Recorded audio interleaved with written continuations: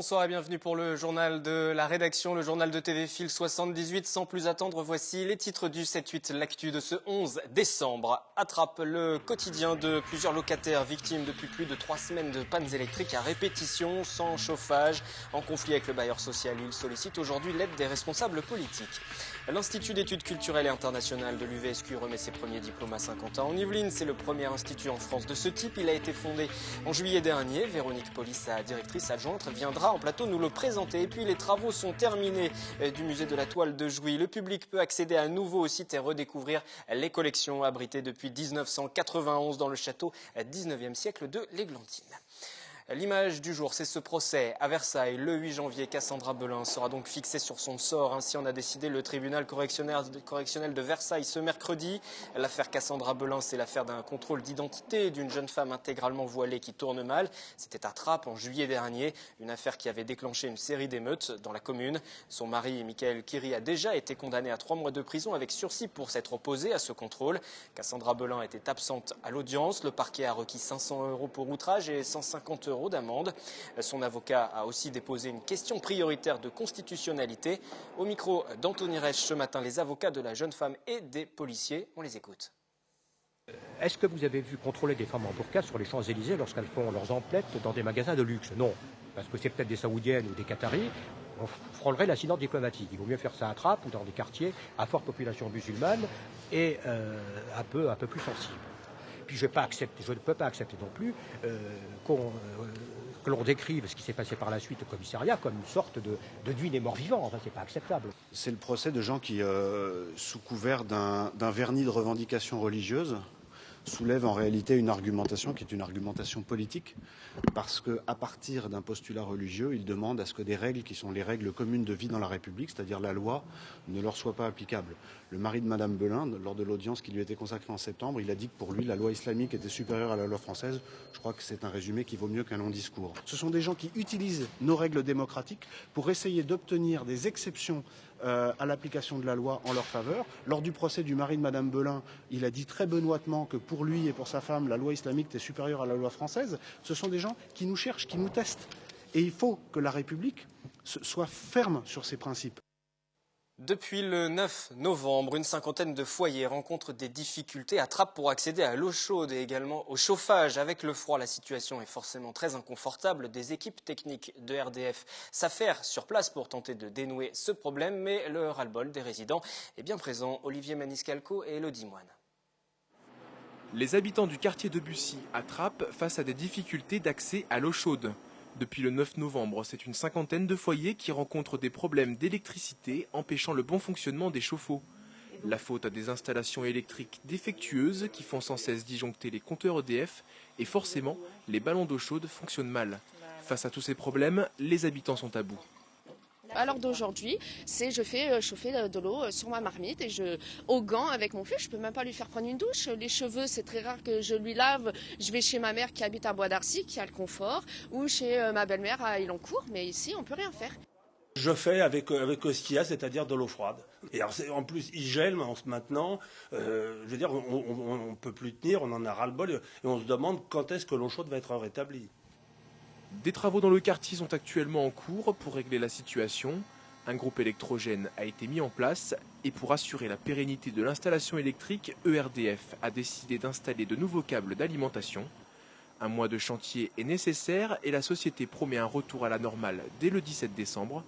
Oui mais voilà, certains ballons d'eau chaude ont fonctionné en marche forcée et les factures s'en retrouvent plus salées. Sur ce point, ERDF se veut rassurant. ERDF a déjà pris contact avec les fournisseurs d'énergie, ça sera neutre pour les clients. Il n'y aura pas de surcoût lié aux travaux sur le réseau. Donc ça, c'est clair. En attendant que les choses ne reviennent à la normale, samedi matin, les habitants du quartier de Bussy recevront la visite de Guy Malandin, le maire de Trappes.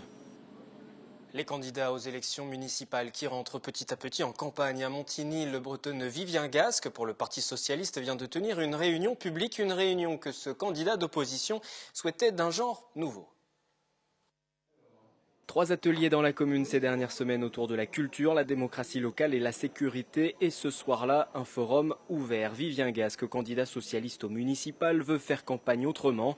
Pour la première fois à tête de liste à Montigny-le-Bretonneux, il veut marquer ses différences et aussi mettre fin à son déficit de notoriété. À la figure de l'opposition sur la ville, la conseillère régionale Sandrine Grangambe lui ayant passé la main l'an dernier pour partir s'installer dans la commune voisine de Trappes.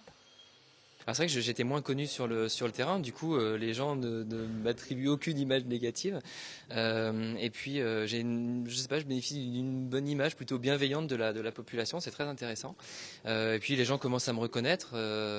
On a été très présents, comme on dit, sur le terrain, entre guillemets, c'est-à-dire qu'on est allé rencontrer les Igny-Montins par des porte-à-porte, en allant frapper chez eux dans plusieurs quartiers de la commune. La tenue de ce forum devrait permettre de peaufiner son programme qui ne sera dévoilé qu'au début de l'année prochaine. Il y sera sans doute question de réunir régulièrement le Conseil local de sécurité et de prévention de la délinquance ou encore de délocaliser ponctuellement la tenue du Conseil municipal. Quant à la composition de sa liste, il se réserve encore un peu de temps. Des discussions sont en cours avec les différentes formations de gauche, même s'il semble acquis que le Parti radical gauche, Europe Écologie Les Verts et le Parti communiste feront cause commune avec les socialistes. L'Institut d'études culturelles et internationales IECI de l'Université de Versailles-Saint-Quentin en Yvelines est le premier institut en France entièrement dédié au métier de la culture et de la recherche sur les questions culturelles et interculturelles. Il a vu le jour au printemps dernier. Sa directrice adjointe est l'invitée de cette édition du 7-8 L'Actu. Bonsoir. Bonsoir Véronique Poli. Que regroupe cet institut? Pour être très clair, ce sont déjà 3 départements de formation, 2 laboratoires de recherche.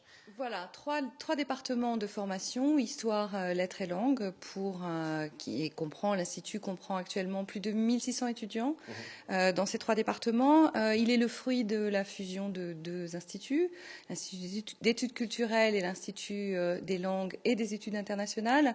Le but de cette fusion étant bien évidemment de créer des synergies et des passerelles entre toutes nos formations. 1600 étudiants, 70 enseignants, chercheurs, vous venez de rappeler ces chiffres. L'objectif c'est ça, c'est ça permet d'échanger entre ces différentes filières et d'éviter le cloisonnement, ne serait-ce que pour les étudiants aussi, pour les ouvrir à d'autres horizons. D'éviter le cloisonnement, c'est de plus en plus le cas. Nous essayons de créer de plus en plus de passerelles entre nos formations, niveau licence et niveau master. Nous rentrons actuellement dans une nouvelle phase de renégociation avec le ministère de nos formations et ça va vraiment être l'objet de notre travail de créer de plus en plus de passerelles. Plus de passerelles, c'est-à-dire pour les gens qui ne sont pas étudiants, ça leur permet de changer de formation en cours de route aussi? Alors, ça diffère un tout petit peu le moment où on fait le choix de sa finalité d'études. On fait le choix en connaissance de cause. On fait le choix, bien évidemment, en connaissance de cause, c'est-à-dire que nous créons des formations qui comprennent des socles communs et qui permettent à un moment du cursus de s'orienter vers un master professionnel, par exemple, comme nos masters archives ou nos masters administration culturelle publique et privée, qui reçoivent le soutien de la communauté d'agglomération. Alors en ce qui concerne l'étude des langues également, ça permet de désenclaver un petit peu ces études des langues, de l'insérer dans différents programmes et de ne pas apprendre que la langue et aussi d'apprendre la culture du pays, par exemple. Voilà, c'est-à-dire qu'il s'agissait, avec cette fusion des 2 instituts, de désenclaver les langues et d'asseoir l'idée que enseigner les langues, apprendre une langue, c'est aussi apprendre des cultures étrangères avec lesquelles on peut avoir à travailler par la suite. Et cet institut a remis ses premiers diplômes sous son nom officiel d'IECI, c'était hier, diplôme de licence, de master également. Vous allez nous parler des débouchés possibles. On va déjà écouter l'une des étudiantes nous dire comment elle a vécu cette année ce regroupement de formation. Il regroupe les cours de langue, les cours de géo, les cours d'histoire. Ça permet d'avoir des parcours avec des multi-orientations. Donc quand on fait de l'histoire, on a aussi fait de la socio, on a aussi fait de la géo, on a aussi fait de l'espagnol et des langues. Et ça a permis d'avoir des cours en commun. Par exemple, en histoire, on avait des cours sur Charles Quint que les licences d'espagnol ont pu suivre avec nous, vu que Charles Quint a été empereur d'Espagne. Voilà, ça a permis un peu un melting pot de toutes les licences et c'était intéressant. Type de licence. Voilà, ça permet aussi aux étudiants de se rencontrer, ne serait-ce que ça. Ne serait-ce que ça, c'est déjà très positif. Sachant que de plus en plus, nous allons créer des formations soit en double valence, soit des formations dont les étudiants seront issus de licences diverses, notamment les formations de master. qui pourront être intéressantes pour des étudiants venant, par exemple, d'histoire ou de langue, voire de lettres. Alors on voit les images de la cérémonie hier, ces étudiants, aussi bien en licence qu'en Master Pro, qui ont reçu leur diplôme. Voilà, ils étaient forcément très contents. Quel débouché pour eux? Est-ce que ce sont des métiers qui ensuite embauchent? Tout à fait. Et quel type de métier, pour être très précis? Alors, si l'on prend par exemple notre master professionnel d'e-archive, 100% des étudiants trouvent un emploi, C'est plutôt une bonne nouvelle. ce qui est plutôt une excellente nouvelle. De même pour le master administration culturelle publique et privée. Mais pour le reste de nos formations, nous bénéficions des excellents taux de réussite licence qui ont été publiés l'année dernière en avril par le ministère, 56,4% de taux de réussite avec la meilleure valeur ajoutée en France. Et particulièrement à l'IECI, nous sommes dans la quasi-totalité de nos formations au-dessus de ces excellents taux. On parle donc de la fondation de cet institut d'études autour des métiers de la culture qui a été fondé au printemps. C'est aussi une création qui vous permet aussi d'avoir déjà plus de lisibilité, ne serait-ce que pour les intervenants extérieurs. Je dis ça parce que vous travaillez beaucoup avec le bassin local, c'est ce que vous m'expliquiez avant cette émission. Tout à fait. Nous avons l'Institut d'études culturelles et internationales est fortement ancré dans le territoire et bénéficie dans ses formations et dans sa recherche d'un fort appui de la communauté d'agglomération. Nous travaillons également beaucoup avec les archives départementales, avec la Maison de la Poésie, avec le théâtre. À la Maison de la Poésie, par exemple, nous avons, avec la Maison de la Poésie, nous avons des prix en commun, nous organisons des événements, un colloque, la poésie hors le livre a donné lieu à une soirée dans le cadre du festival La Ville en poésie. Donc les liens sont étroits. Ils sont étroits également avec les établissements scolaires du bassin des Yvelines dans le cadre d'un plan réussite licence dit -3 + 3 qui vise à faciliter le passage de l'enseignement secondaire à l'enseignement supérieur et aussi accompagner les étudiants dans leur cursus. L'idée, c'est d'enlever cette image d'Épinal de l'étudiant qui reste dans son livre toute la journée, en amphithéâtre, avec ses cours magistraux. Ça n'est absolument pas le cas de nos étudiants qui sont très très investis dans toutes sortes d'activités culturelles, mais aussi associatives. Voilà. Donc, le terme culture signifie vraiment quelque chose pour nous, c'est-à-dire que la culture doit être vivante et elle doit s'incarner dans des manifestations, qu'il s'agisse de colloques organisés par nos 2 laboratoires de recherche, mais aussi des manifestations d'une culture vivace associant le territoire et nos étudiants. Et le public, grand public, peut aussi assister à ces différents colloques qui sont organisés? Bien sûr, oui, tout à fait. Il y a d'autres rendez-vous qui sont prévus? D'autres rendez-vous qui sont prévus. Nous avons un colloque ces prochaines semaines sur le portrait politique de 1914 à nos jours. Et nous avons eu récemment un colloque sur l'histoire, l'écriture de l'histoire au Moyen-Âge. Donc vous voyez que nous couvrons des périodes très très vastes. L'histoire qui intéresse toujours le grand public, il n'y a qu'à voir le succès de toutes ces émissions consacrées aux différentes périodes historiques. Demain jeudi, autre sujet, intersyndical enseignants-professeurs qui va se mobiliser pour dénoncer la gestion de l'université, la situation financière actuelle. Je vais rappeler qu'à l'heure actuelle, ce sont plutôt les économies qui priment, déficit de 4 millions d'euros pour l'université de Versailles-Saint-Quentin en Yvelines. Ce n'était pas le sujet de l'entretien de ce soir, mais je voudrais savoir quand même, vous sur le terrain, comment vous percevez cette situation et est-ce que vous sentez, ne serait-ce que cet institut menacé par exemple pour la suite? Ah non, nous ne sommes absolument pas menacés. L'Institut n'est pas menacé, nos formations non plus.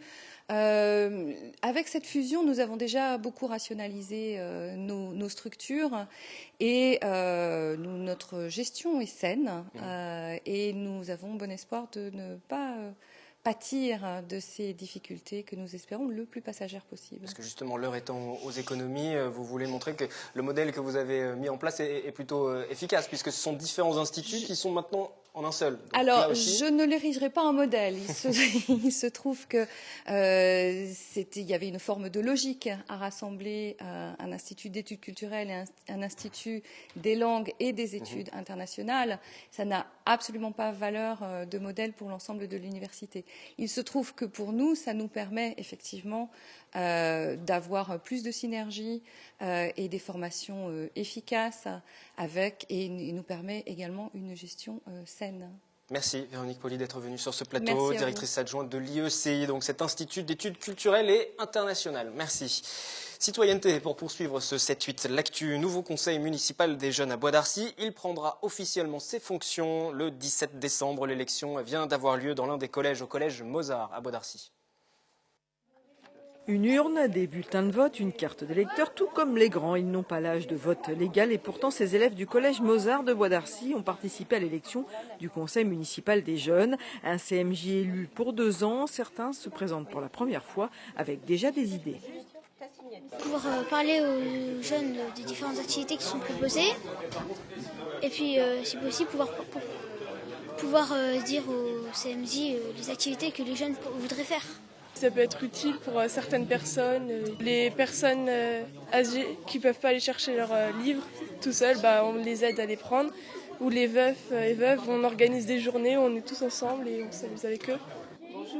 D'autres ont déjà l'expérience du CMJ, comme Maëlle, la sœur de Morgane. Elle se souvient des actions menées en matière d'environnement et de solidarité. On a travaillé pour le Burkina Faso, donc on récoltait de l'argent en faisant par exemple le marché de Noël. Et donc après on leur donne l'argent pour qu'ils fassent des écoles. On a fait plusieurs nettoyons notre ville, donc pendant une matinée ou 2-3 heures, on se baladait dans la ville en récoltant les déchets qui étaient par terre. Pour cette session, il n'y avait que 13 candidats pour 20 places, mais peu importe car la motivation est bien là. C'est l'occasion de donner la parole aux jeunes. En fait, pour une fois, souvent on entend dire les jeunes, ouais, mais les grands ils nous écoutent pas, nous, personne ne nous prend au sérieux, on est des enfants. Là, au contraire, on leur donne l'occasion de s'exprimer. Donc, ils ont la possibilité de proposer des projets et de les présenter au maire. Je suis surpris par les idées qu'eux peuvent amener et sur l'envie qu'ils ont de faire partager leur envie de solidarité ou de citoyenneté. Tous les 6e, 5e, ils n'ont jamais signé de leur vie. C'est la première fois qu'on leur demande de signer. Donc rien qu'à ce niveau-là, déjà, c'est intéressant. Après, qu'on ait un groupe qui s'investisse, tant mieux. Mais déjà, rien que cette première partie, c'est déjà ça de gagner. L'occasion peut-être de créer des vocations. Sur les 2 années qui viennent de se terminer, il y a certainement on en a repéré quelques-uns. Je pense que oui, il y a de la graine d'élus pour demain. Mais il faut qu'ils aient 18 ans, n'est-ce pas ?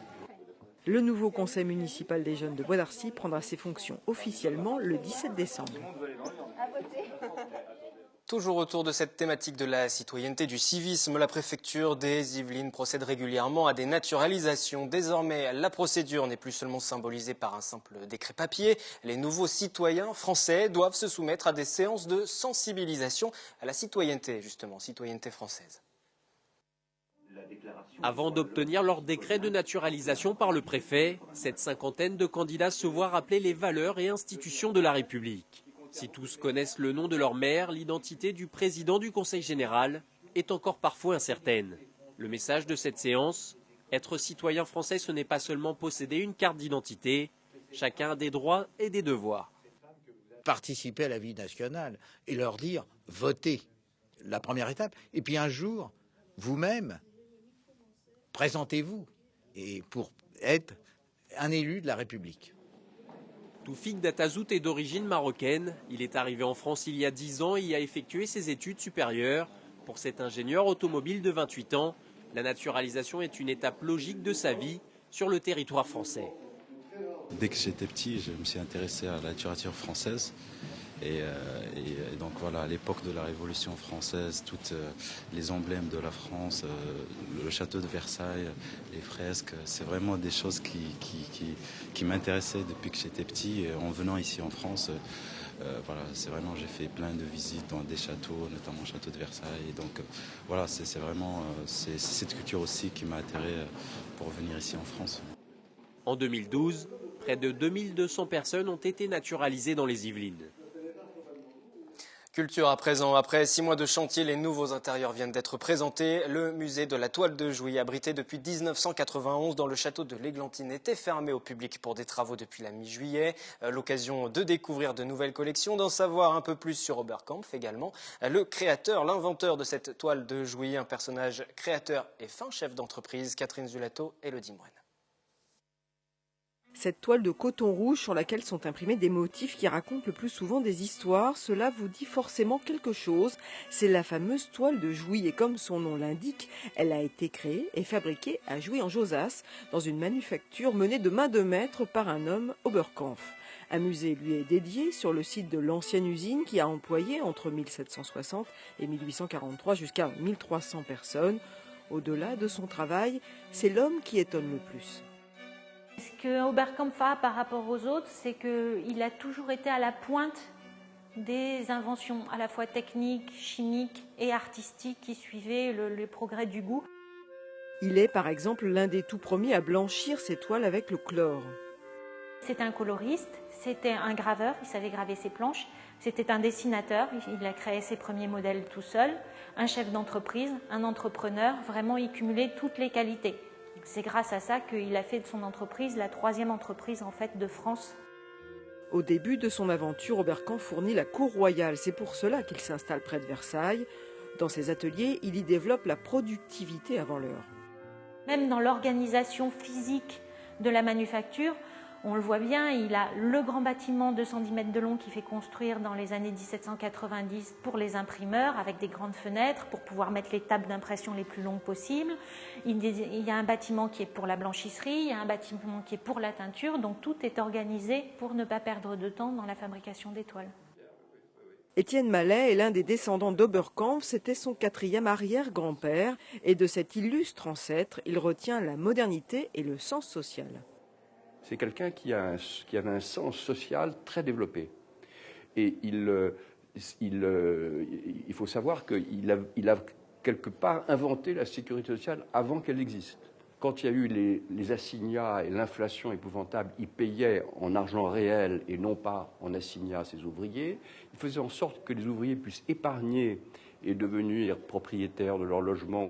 Il voulait toujours être à la pointe et donc il inventait des moyens, si vous voulez, pour effectivement fabriquer mieux, plus vite, sans d'ailleurs diminuer le nombre d'ouvriers. Dans les pires périodes, il s'arrangeait pour que personne ne parte et ne soit licencié. Ici, dans le musée de la toile de Jouy, est présentée une 50aine de toiles. 6000 sont en réserve, c'est dire si les collections seront renouvelées régulièrement. Les 15 000 visiteurs annuels pourront découvrir les plus connus, comme le ballon de Gonesse qui a donné à Oberkampf ses lettres de noblesse, ou encore d'autres plus insolites, comme ces coquecigrues. On lit sur ces toiles comme sur des bandes dessinées. La manufacture a cessé de produire en 1843. On peut toujours fabriquer de la toile de Jouy en s'inspirant des motifs. Mais attention aux contrefaçons, car le nom n'a pas été déposé. Oberkampf n'avait pas pensé à tout. Et si vous n'étiez pas avec nous au début de cette édition, je vous propose de revoir l'image du jour. C'est ce procès à Versailles. Le 8 janvier, Cassandra Abelin sera fixée sur son sort. Ainsi en a décidé le tribunal correctionnel de Versailles ce mercredi. L'affaire Cassandra Abelin, c'est l'affaire d'un contrôle d'identité d'une jeune femme intégralement voilée qui tourne mal. C'était à Trappes en juillet dernier.